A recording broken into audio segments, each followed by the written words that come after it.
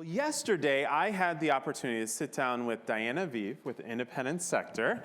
And the reason is because they've been going around the country to ask people about what they're feeling and what they're seeing in the nonprofit sector, the social good world. And I thought it was such a great conversation that I really wanted Diana to come out today as well, because not everybody could make it yesterday.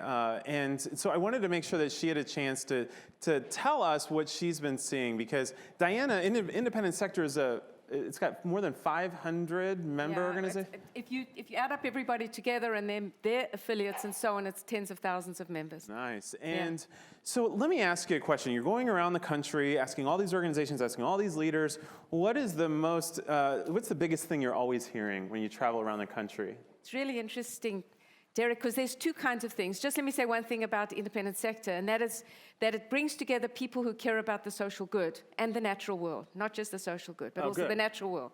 And so it's foundations, it's nonprofits, it's corporate giving programs, and it's individuals and businesses who are also focused on those kinds of things.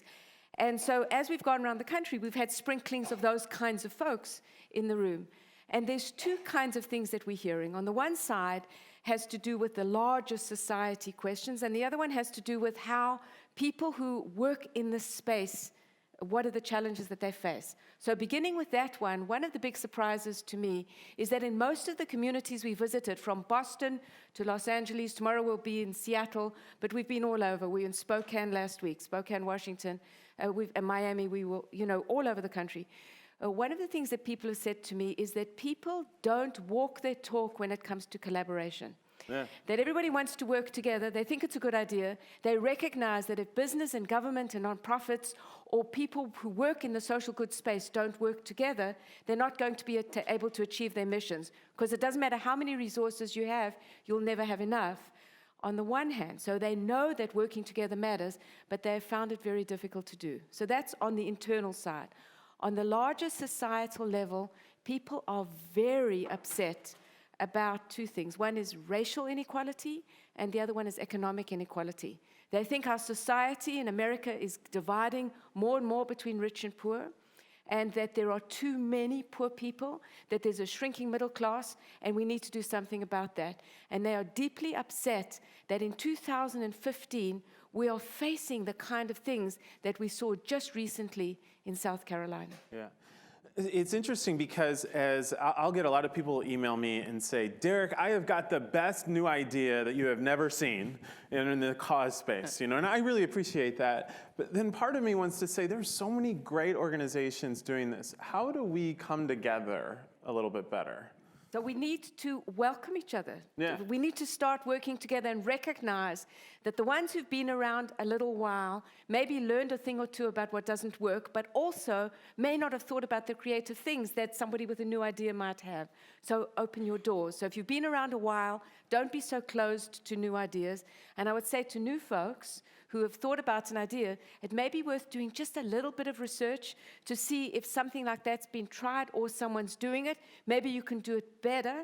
Maybe you want to do it on your own. But chances are once you start doing your idea, you're then going to have to think about backroom operations, paying people, all kinds of overhead that's very expensive. And maybe you can do it more efficiently and effectively through a group that exists. Yeah. All right, so you're doing all these conversations, you're finding out all this information. What's next for IS with all of this? So one of the things we've been doing is aggregating all the responses and putting them online so that we hold ourselves accountable in the end, so that it's not what we think we heard, it's what people actually said. So the first number of conversations are already on our website at independentsector.org. Once we've been through all of these communities, we will end at the end of August in Phoenix.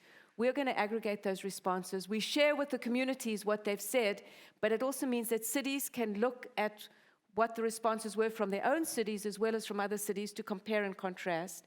We will then convene folks to see what it is that IS should tackle. What are the great challenges? What are the sticky issues that we talk about but we don't do anything about? We just talk about them year after year.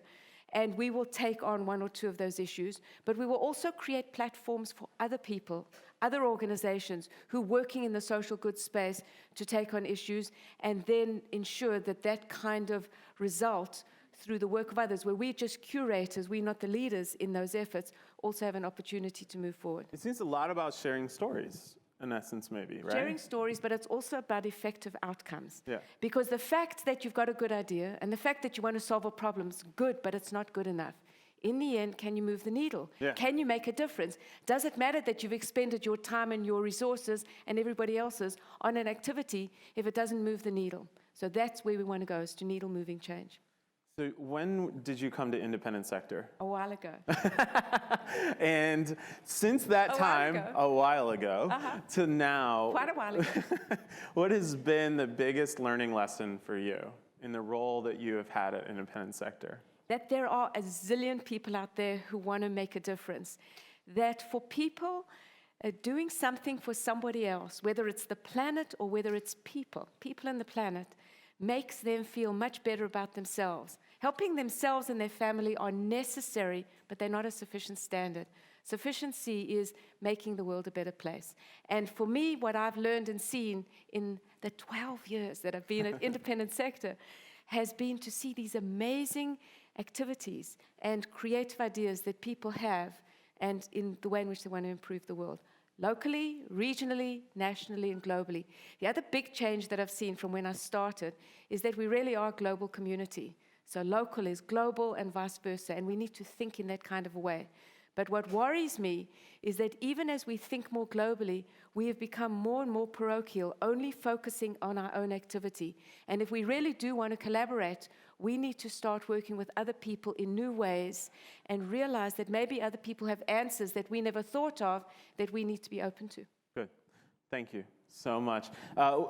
People should go to independentsector.org to find out more information, of course, and then follow Diana. She is all over the country working, and hopefully you get a chance to interact with her. It's wonderful, very accessible, and a good friend and colleague. Thank you, Diana.